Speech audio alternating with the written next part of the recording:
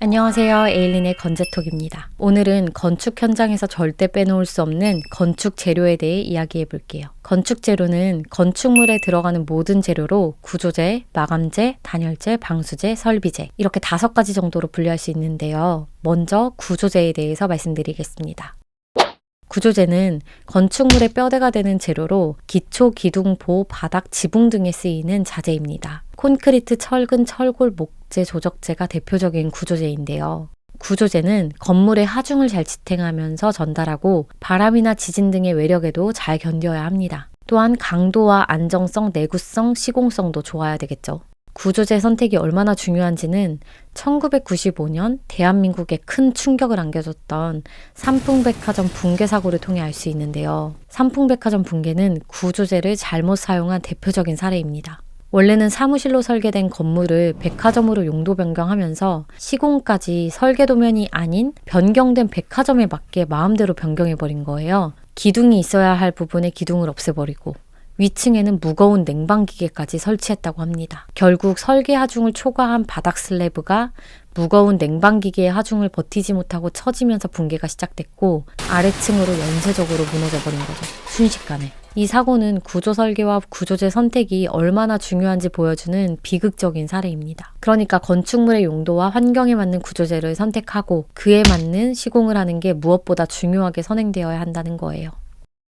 마감재는 건축물의 겉옷 같은 역할을 하는 재료인데요. 마감재는 외관을 꾸며주는 건 물론이고 외부 환경으로부터 구조체가 보호되도록 하는 역할도 합니다. 이런 마감재에는 외부 마감재와 내부 마감재가 있는데 외부 마감재에는 석재, 벽돌, 타일, 알루미늄, 복합 패널, 스타코, 징크, 컬러 강판, 유리 등등이 있고 내부 마감재에는 마루, 장판, 타일, 카펫, 에폭시, 페인트, 벽지, 필름, 우드 패널 등등이 있습니다. 뭐가 진짜 많죠. 그래서 인테리어 하실 때 마감재 선택하시느라 고민이 많으실 수밖에 없는 것 같아요. 아무튼 마감재가 미적인 역할만 한다고 생각하시는 분들이 계신데 마감재는 건축물이 오래도록 그 기능을 잘 유지할 수 있도록 도와주는 역할도 한다는 겁니다. 그렇기 때문에 마감재를 그냥 겉보기에 번지르르하게만 시공할 게 아니라 구조체가 잘 보호되도록 올바른 방식으로 시공하는 것도 중요해요.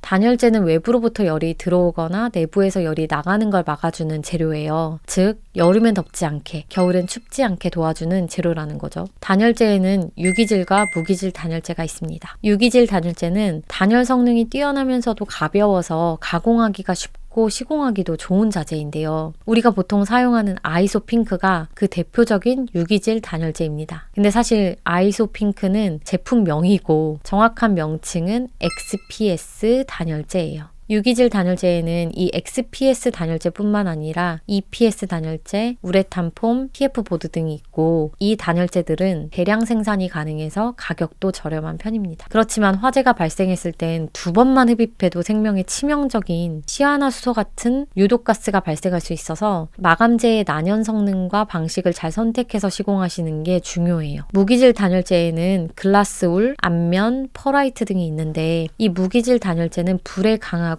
흡음에 좋아서 내화 성능이 중요한 병원, 학교, 공공건축물 등이나 흡음이 필요한 음악실, 방송실 등에 쓰입니다. 무기질 단열재의 단점으로는 무거워서 시공이 까다롭다는 거, 유기질 단열재에 비해 제조 공정이나 운반이 복잡하고 어려워요. 그래서 비싸다는 겁니다.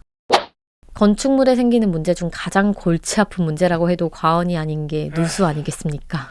물이 새면 진짜 일이 커져요. 물 새는 곳 찾는 것부터가 어렵고 아랫집 윗집 서로 껄끄러워지고 마감재 공사도 다시 해야 하고 공사하는 동안 가구나 짐을 옮겨뒀다가 다시 정리해야 하고 그래서 지붕, 욕실, 발코니, 지하처럼 물을 쓰거나 물이 대량으로 닿는 곳엔 방수 처리가 꼭 필요합니다. 방수제 종류로는 도막방수제, 시트방수제, 침투성 방수제가 있는데요. 요즘은 도막방수제가 많이 쓰이고 있더라고요. 그 대표적인 제품으로는 마페이사의 아쿠아디펜스, 쌍곰의 워터실드 같은 제품들이 있고 도막방수제는 같은 회사의 접착제와 잘 맞는 포뮬러로 만들어져 나왔기 때문에 가급적 접착제와 도막방수제는 같은 회사의 제품을 써주는 게 좋습니다. 도막방수는 시공이 간편하고 성능도 안정적이라 계속해서 점차 널리 더 많이 사용되고 있는 것 같아요.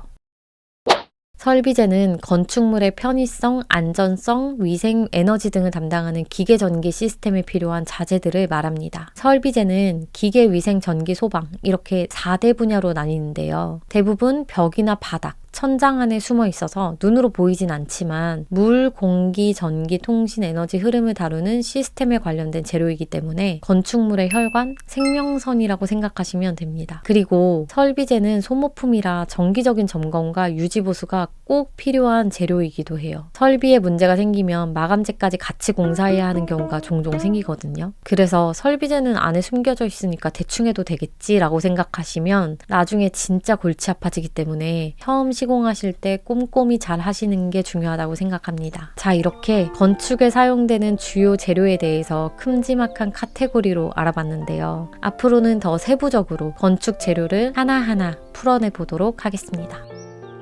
이 영상이 도움이 되셨다면 좋아요, 구독, 그리고 댓글로 궁금한 재료나 건축 사례 남겨주세요. 다음에 더 알찬 내용으로 찾아오도록 하겠습니다. 감사합니다.